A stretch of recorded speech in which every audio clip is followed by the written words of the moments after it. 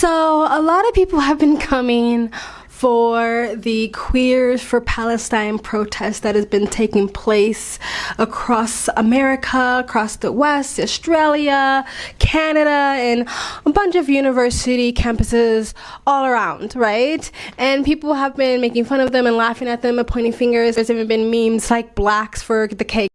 But it makes me ask the question, do you have to actually agree with the moral stance of a region, of a group of people, of a culture, or society, or a country you feel is being oppressed for you to speak out about their oppression? Here's my example of this. Like, I believe that the Uyghurs in China, I know you might have forgot about them, but they're being held against their will, supposedly being re-educated, being forced to give up their language and their culture and their spiritual beliefs, their identity, that they're being oppressed because of their race, right? And now China, there's no secret that China has a little bit of a racism problem, you know, kicking out all of the African immigrants during the pandemic, making them sleep on the streets, not allowing black African women to even go into hospital, pregnant women to go into hospital because of their blackness. They don't really have civil rights like in America or in the West. They don't have actual laws or constitution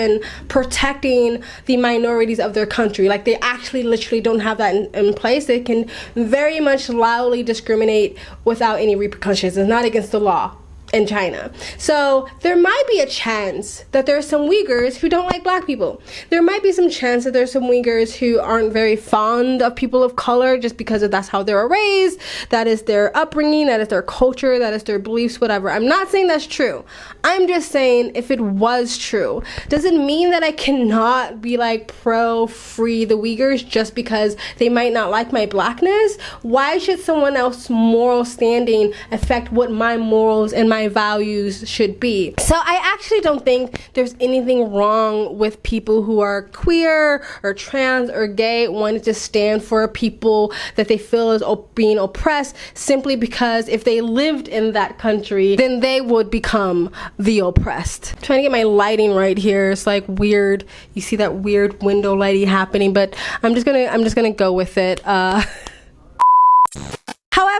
However, I don't think that is really why people are making fun of the Queers for Palestine. I mean, first of all, a lot of queer people or gay people or trans people in the US and the West tend to be ignorant of the oppression of people in their same communities and other cultures all over the world, or they tend to try to equate or almost think that the oppression is exactly the same in their so-called oppression is exactly the same as it is in the West, that it would be somewhere in like an Islamic country, or a country that really does have inequality for people who are queer or gay. But I think a lot of people are making fun of the Queers for Palestine because it just seems like, and I could be wrong here, it seems like a lot of people who consider themselves to be woke, to be progressive, to be very liberal, to be very left, far left, to be very like social justice warriors,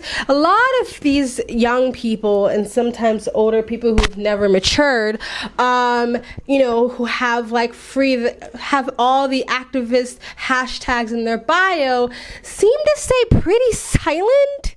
And when it comes to the oppression of people in Muslim cultures or Islamic cultures, it seems like they just don't really want to go there. You know what I mean? And I'm not talking about all Muslim cultures or all Islamic cultures, because some are quite progressive, quite free. They will say even the oppression of women or queer people is against Islam, but there are some Islamic cultures and states that are still very oppressive towards not only women but queer people. And anytime you go to like a feminist or a women's march or a march for queer rights or whatever, and you bring this up, they tend to kind of shy away from it. It's like they want to so badly be allies with them because they feel like Muslim people are being oppressed, because most of them think all Muslim people are brown and they see the world as oppressed or oppressor. They don't want to criticize the oppressed because that would be like punching down. So I think that's the reason why a lot of people are going after and kind of like ha ha ha at the Queers for Palestine, because it kind of seems like you guys keep kind of like wanting to be you guys keep seeming to want to cape for them, but you never actually hold them to the same standards as you hold everybody else in the West. You don't hold these countries to the same standards that you hold America to, Canada to, Australia to, or Europe to. Well, white European culture anyway.